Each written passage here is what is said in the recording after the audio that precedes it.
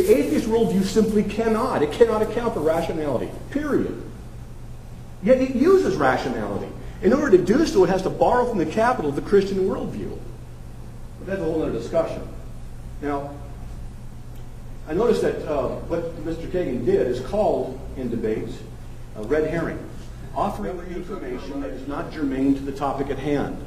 If I'm discussing, and I'm the one who's making my case, and I discuss the issue of logic, then the issue of logic and logical absolutes needs to be addressed. Not whether or not Jesus rose from the dead or not. And as he said, extraordinary evidence claims require extraordinary evidence. Well, we could debate that at another time when that's the debate topic. But it isn't. He talked about freedom from religious bloodshed. Atheistic-based communism in Russia killed at least 20 million people in the 1900s. And the constitution of the Russian government was atheistic. We can get into that. But that's not the debate either. It's a red herring. Now he said I didn't define logic. Yes, I did. I said logic, right here, logic is a process of proper thinking based upon principles that govern the validity of arguments. I then define or gave an example of 3 laws of logic. The law of identity, something is what it is and not what it is not. The law of non-contradiction, something cannot be both true and false at the same time in the same sense, in the same way. And the law of excluded middle, a statement's either true or false. I'm pregnant. Not true. Not kind of true, not kind of false. It's excluded in the middle. That's how logic is. A lot of people don't know this, and I know a lot of you don't know that, because I don't believe, this is my opinion, I'm going to probably offend some of you, I don't think they teach you how to think very well here in school. Now, if you want to argue with me about that, bring a logical argument after the class. Sorry, slip down. We'll talk about it, okay? Now, I'm not trying to be offensive. That's my opinion. All right? Now, so I have done the very things he said I haven't done. And he mentioned something about giving encoded messages to retarded people. Want to put this on the moon or the TV? Well, that might be germane to the issue of proving God exists. But then I would ask the question, why would God be required to do it your way? Is God the answer to you? I want a gigantic symbol on the moon. Now, Frank in the room said, I'm sorry. I need to have the evidence my way, or I will refuse to believe the facts. What's the logical requirement? In Frank's situation, someone got into the room. How do you know? Because the information is there in prime number stacks of coins. I'm sorry, I refuse to believe it. Why? I don't have fingerprints. I didn't see a sign on the moon. I didn't see a TV coming out and doing everything that I wanted to do. It's got to be my way or it's no way. What kind of logic is that? It isn't.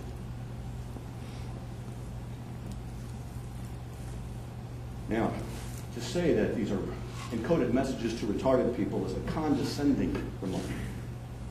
Saying that Paul the Apostle was retarded. John the Apostle, retarded people. It's basically an ad hominem attack, a logical fallacy. Now, you mentioned the flood. Okay, what's the flood got to do with this? You want to talk about the validity of the Bible? We could. We could talk about genetics and stuff like that, and interbreeding couples, and how long it would take to have different races, what we call races, and things like that. We could do that. You talk about God's kid getting killed, buried and raised 3 days, 3 nights. All you need to do is believe in that to be saved forever. No, that's not. But trust me, I know this stuff. I've been teaching this stuff and debating for 28 years. My wife says, you got it bad. It's not simply that you've got to believe in the resurrection of Christ, because even the enemy of the gospel himself believes that God exists. James 2:19. Believing that something exists doesn't mean you're putting your trust or your faith in it. The devil believes as well. So what? That's not what saves you. It's trust in the resurrection of Christ, who has performed what's called a propitiatory sacrifice that's efficacious. In other words, he died in our place so we don't have to go to hell because we couldn't please an infinitely righteous God. Because there is a God. He's a transcendent God who's the author of logic, who has authored what it is that we use in order to think, in order to be rational. And without his existence, he's a necessary being. Without his existence, we can have no way of rationally discussing anything. Because without him, you have nothing except the chemistry in the brain, or accept the idea that logic, as he has said, is an invention of man. We are the ones who developed it like we did mathematics. But that cannot work, and I already addressed that in my argument, opening statement. The reason is because my mind is different than Mr. Kagan's and Edwin's and yours, and we will disagree on things. Logic cannot be the product of human minds because human minds are different. And because they're different, they cannot be the result. They can't be the thing that author logic because logic transcends our minds. If you think it's true and it isn't, who cares what you think? Truth is not dependent upon your preferences. Man, when I woke up in the hospital after a really bad accident, 1976, I mean, tubes everywhere, the doctors sewing my eye back together. You don't want to drive over a cliff in your 1967 totally cool SS Camaro. You don't want to do that, okay? Come up close, it's my teeth, my scars, all right? The truth intruded on me.